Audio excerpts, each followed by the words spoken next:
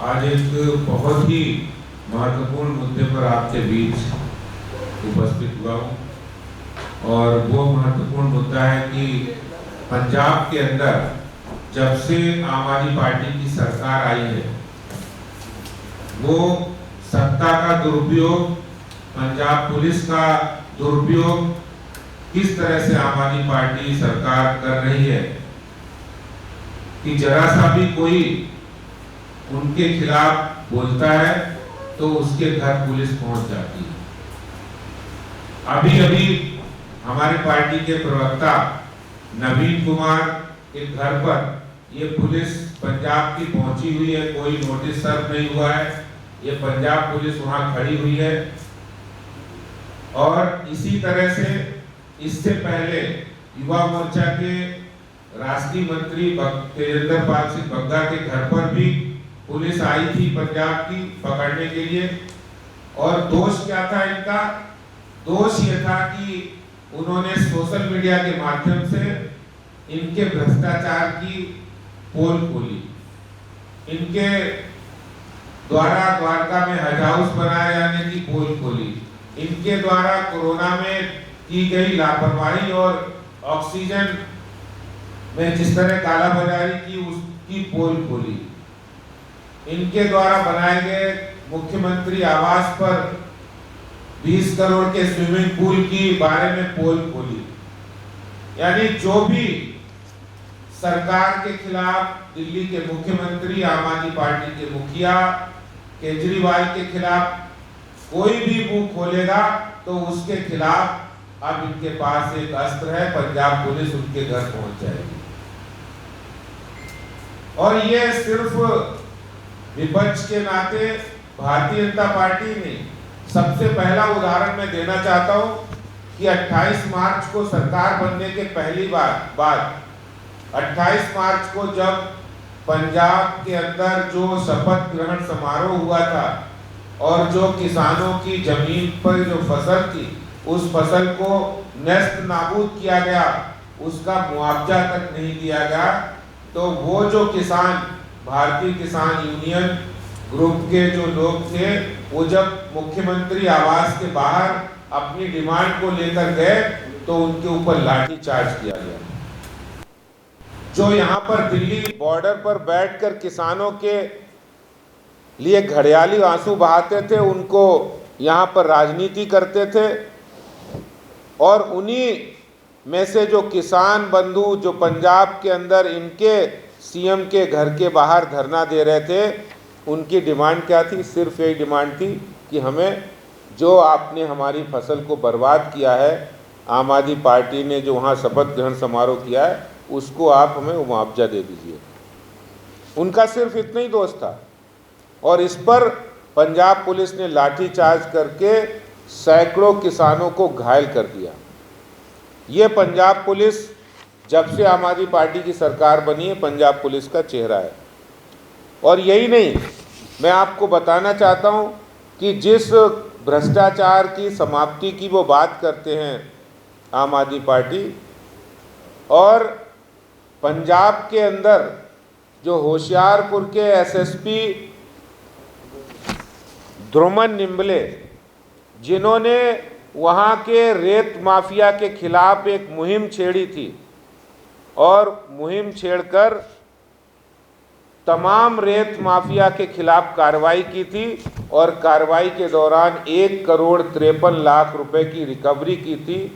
एक ऐसे ईमानदार पुलिस ऑफिसर को आम आदमी पार्टी की सरकार बनने के तुरंत बाद होशियारपुर से हटा के उनको कहीं और भेज दिया गया। ये पंजाब पुलिस का, पंजाब में आम आदमी पार्टी का असली चेहरा सामने आ गया है कि किस तरह से वो पावर का मिसयूज करना, पुलिस का मिसयूज करना। और यही नहीं, तमाम ऐसे सोशल मीडिया पर एक्टिव रहने वाले राष्ट्रवादी कार्यकर्ता जो इनकी देशद्रोही गतिविधियों के खिलाफ, इनकी अपीजमेंट पॉलिसी के खिलाफ, या फिर इनकी झूठ बोलने की पॉलिसी का जो भंडाफोड़ करते हैं, जो इनकी सारी नीतियों के कुनीतियों के खिलाफ बोलते हैं, ऐसे तमाम सोशल मीडिया पर एक्टिव रहने वाले एक्टिविस्ट के वे खिलाफ ये कार्रवाई कर रहे हैं। जैसे मुंबई में प्रीति गांधी के खिलाफ भी इन्होंने एफआईआर की है। ये जो सत्ता का दुरुपयोग, पंजाब पुलिस का दुरुपयोग आम आदमी पार्टी कर रही है, बीजेपी आम आदमी पार्टी को चेतावनी दे रही है कि आप इस तरह की कार्रवाई करेंगे तो हम सड़कों पर आकर इसका विरोध करेंगे। और इस तरह की कार्रवाई भारतीय जनता पार्टी बिल्कुल कतई बर्दाश्त नहीं करेगी कि लोकतंत्र में आप कानून की लड़ाई लड़ सकते हैं, लेकिन इलीगल तरीके से पंजाब पुलिस को दिल्ली के अंदर बिना दिल्ली पुलिस को इन्फॉर्म किए, बिना यूपी पुलिस को इन्फॉर्म किए आप डाकुओं की तरह आए और इस तरह की कार्रवाई करें तो इसका हम विरोध करेंगे। ये जो कार्रवाई है इसका भारतीय जनता पार्टी विरोध करती है।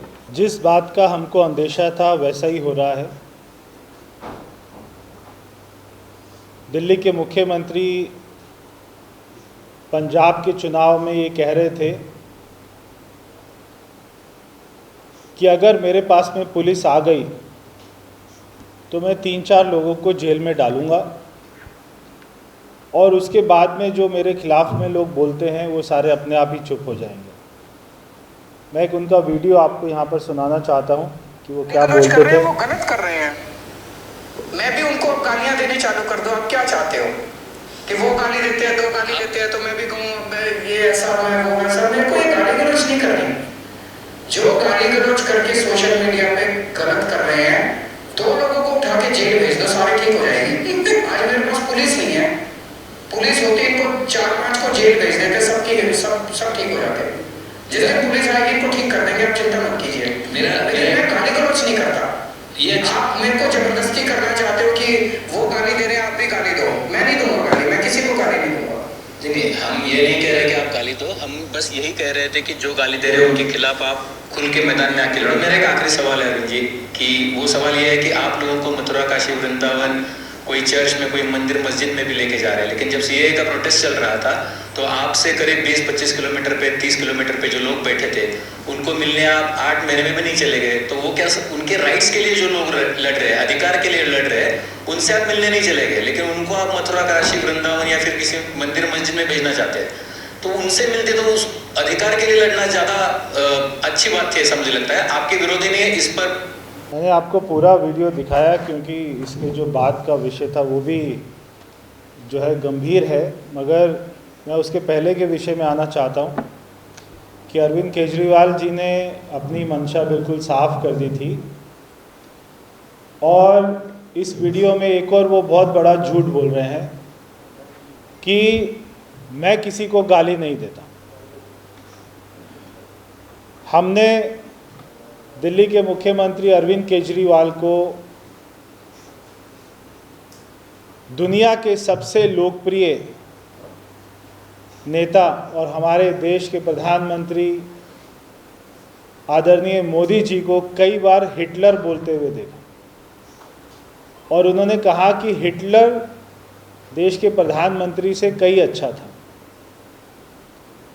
और ना जाने क्या क्या अपशब्द आम आदमी पार्टी के कार्यकर्ताओं ने प्रधानमंत्री जी के बारे में, गृह मंत्री जी के बारे में, हमारे पार्टी के नेताओं के बारे में कहे। मैं उनको याद दिलाना चाहता हूं कि देश में आज आधे से ज़्यादा राज्यों में भारतीय जनता पार्टी की सरकार चलती है, मगर हमारे में ना तो वो घमंड है और ना हम कानून का उल्लंघन करते हैं। अगर हम भी चाहें तो हम सारे राज्यों में आपके नेताओं के खिलाफ में, आपके खिलाफ में एफआईआर कर कर आपको उठवा सकते हैं, मगर भारतीय जनता पार्टी इस तरीके की घटिया राजनीति में विश्वास नहीं रखती है। जैसे ही पंजाब में सरकार बनी, वहाँ के जो पीटीसी जो चैनल है उसके मालिक को एफआईआर कर कर गिरफ्तार कर लिया गया क्योंकि उसने भगवान मान के खिलाफ में एक स्टोरी करी थी। उसके बाद में भारतीय जनता पार्टी की महिला मोर्चे की जो नेता हैं प्रीति गांधी जी, उनके ऊपर एफआईआर होती है कि एक उन्होंने ट्वीट किया जो अरविंद केजरीवाल को अच्छा नहीं लगा। उसके बाद में तेजेंद्र पाल सिंह बग्गा जी, जो हमारे राष्ट्रीय युवा मोर्चा के मंत्री हैं, हमारे स्पोक्स पर्सन हैं, उनके खिलाफ में एक एफआईआर दर्ज होती है और 9 सेक्शन लगा दिए जाते हैं कि आप दिल्ली में जो क्लस्टर बस चल रही हैं उस घोटाले का भंडाफोड़ कर रहे हैं, वो अरविंद केजरीवाल को ना गुजरा। और उन्होंने एफआईआर दर्ज करी और पुलिस रात को 2 बजे पंजाब पुलिस का डीएसपी वो तेजेंद्र पाल सिंह बग्गा जी के घर पहुंच जाते हैं। वहां पर उनकी माता जी को, उनकी बहन को तंग करते, वहां से बग्गा जी कहीं और पहुंचते हैं, वहां पर भी पुलिस पहुंच जाती है। उस रात को बग्गा जी 4 ठिकाने बदलते हैं और वो पुलिस हर ठिकाने पर पहुंच जाती है। इससे ये साबित होता है कि पुलिस इन हमारे नेताओं का फोन भी टैप कर रही है, इनकी लोकेशन को भी टैप कर रही है। वो जिस बिल्डिंग में जाते थे उसी बिल्डिंग के नीचे आधे घंटे के बाद में पुलिस पहुंच जाती थी। वो आखिरकार रात उन्होंने नोएडा में गुजारी तो नोएडा में पुलिस पहुंच गई पंजाब की। और हमने देखा अभी उसके बाद में जो लेटेस्ट एफआईआर हुई है वो हुई है नवीन कुमार अग्रवाल जी, हमारे जो दिल्ली प्रदेश भारतीय जनता पार्टी के प्रवक्ता हैं, खुद एक रिपोर्टर रह चुके हैं, क्राइम रिपोर्टर रह चुके हैं। रिपोर्टिंग करना, सच्चाई को उजागर करना उनका शौक रहा है, एक उनका जुनून रहा है। जो जुनून आप सभी लोगों में मुझे दिखाई देता है वही जुनून नवीन जी के अंदर है। इसलिए वो चाहे कोविड के अंदर ऑक्सीजन का कोई मामला रहा हो, चाहे हज हाउस में 100 करोड़ रुपए अरविंद केजरीवाल द्वारा लगाने का मामला हो, चाहे अपने सरकारी घर में 21 करोड़ रुपए का टेंडर करवाकर वहाँ पर स्विमिंग पूल और तमाम शौक वहाँ पर पालने का मामला रहा हो, इन सारी बातों को जब उन्होंने उजागर किया तो ये अरविंद केजरीवाल को नागवारा गुजरा। तो उन्होंने उनके ऊपर एक एफआईआर दर्ज कराकर 7-8 सेक्शन उनके ऊपर भी ठोक दिए हैं। और आज वहाँ का डीएसपी 4 पुलिस वालों के साथ में, अभी जैसे अध्यक्ष जी ने आपको फोटो दिखाई, प्राइवेट गाड़ी में, सरकारी उनकी दिल्ली पुलिस पंजाब पुलिस की गाड़ी नहीं है, गाड़ी का नंबर है PB02DQ1204। इस गाड़ी में डीएसपी और 4 पुलिस वाले नवीन अग्रवाल जी के घर के नीचे अभी भी खड़े हुए हैं, उनको अरेस्ट करके पंजाब लेके जाने के लिए। क्या पंजाब में लोकतंत्र खत्म हो गया है? मैं आज देश की जनता से कहना चाहता हूं और पंजाब के लोगों से खास तौर पर ये कहना चाहता हूं, क्या आपने इस सरकार को इसलिए चुना था कि जिस सरकार ने, जिस पार्टी ने वायदा किया था कि जो गुरु ग्रंथ साहिब की बेअदबी करते हैं हम उनको 24 घंटे के अंदर में जेल में डालेंगे, जिस आम आदमी पार्टी ने ये वायदा किया था कि हम वहाँ पर जो खून खराबा होता है उसको ख़त्म करेंगे, और पिछले 24 दिन में 24 मर्डर हो चुके, सड़कों पर मर्डर हो रहे हैं, हमारे खिलाड़ियों के मर्डर हो रहे हैं, कबड्डी खिलाड़ियों के मर्डर हो रहे हैं। और जिस आम आदमी पार्टी ने वायदा किया था कि जो लोग ड्रग्स के व्यापार में लिप्त हैं हम उनको 24 घंटे में जेल में डालेंगे, उनके ऊपर में एफआईआर दर्ज करेंगे, ये सारे काम छोड़कर आज पंजाब पुलिस क्या काम कर रही है? वो वहाँ पे ड्रग्स माफिया को गिरफ्तार नहीं कर रही, वो वहाँ पर जो गुरु ग्रंथ साहिब की जिन्होंने बेअदबी करी उनको गिरफ्तार नहीं कर रही।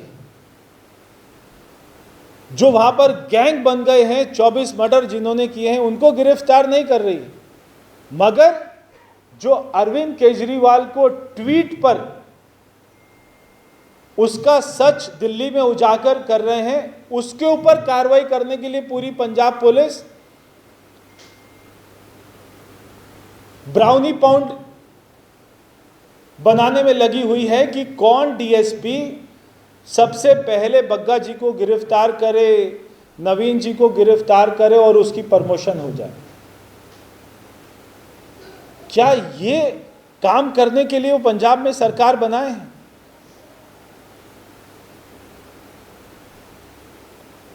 मैं आप सभी हमारे पत्रकार बंधुओं से ये कहना चाहता हूं कि आपको ये सारी सच्चाई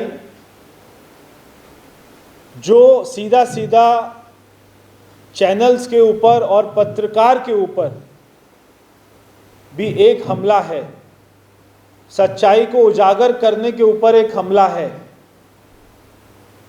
आप इसको जनता को जरूर बताएं। और मैं पंजाब पुलिस को भी ये कहना चाहता हूं कि आप जब ऐसी कार्रवाई करने से किसी के भी दबाव में बचें। आपको पैसा अरविंद केजरीवाल नहीं देते हैं, आपको पैसा भगवंत मान नहीं देते हैं, आपको पैसा पंजाब की जनता के टैक्स से मिलता है। और वो जनता आपसे चाहती है कि आप पंजाब में क्राइम को ठीक करें, आप पंजाब में सुरक्षा व्यवस्था, कानून व्यवस्था को लागू करें, ना कि आप दिल्ली में जाकर बिना दिल्ली पुलिस को बताए और जो फालतू के काम हैं उस पर अपना समय खराब करें। यह आपको शोभा नहीं देता है। अगर पंजाब पुलिस बिना दिल्ली पुलिस को बताए प्राइवेट गाड़ी में रात को 2-2 बजे हमारे कार्यकर्ताओं को तंग करेगी तो हम चुप नहीं बैठेंगे। हमसे जो बन पाएगा हम उसको करेंगे। मगर आप क्या हमारी जुबान को बंद कर देंगे? क्या जो बोलने का अधिकार है उसको छीन लेंगे? और अगर कोई दिल्ली के मुख्यमंत्री को, जो उसकी सच्चाई को उजागर कर रहा है, तो पंजाब पुलिस को क्या लेना देना है? पंजाब के मुख्यमंत्री हैं क्या अरविंद केजरीवाल? पंजाब में के मुख्यमंत्री भगवंत मान है। भगवंत मान को क्या बोला है क्या? अगर दिल्ली के मुख्यमंत्री अरविंद केजरीवाल की सच्चाई बता रहे हैं तो अरविंद केजरीवाल और उनके नेता दिल्ली पुलिस में जाकर, दिल्ली के किसी थाने में जाकर एफआईआर दर्ज करें। मगर वो पंजाब में वहां पर कानून व्यवस्था उनके हाथों में आ गई है, उनके जेब में आ गई है, तो वो उसके साथ में खिलवाड़ कर रहे हैं। ये कोई सरकार को ऐसा नहीं करना चाहिए। तो यही बात आज आपके सामने हमने रखनी थी। आप सभी का बहुत बहुत धन्यवाद।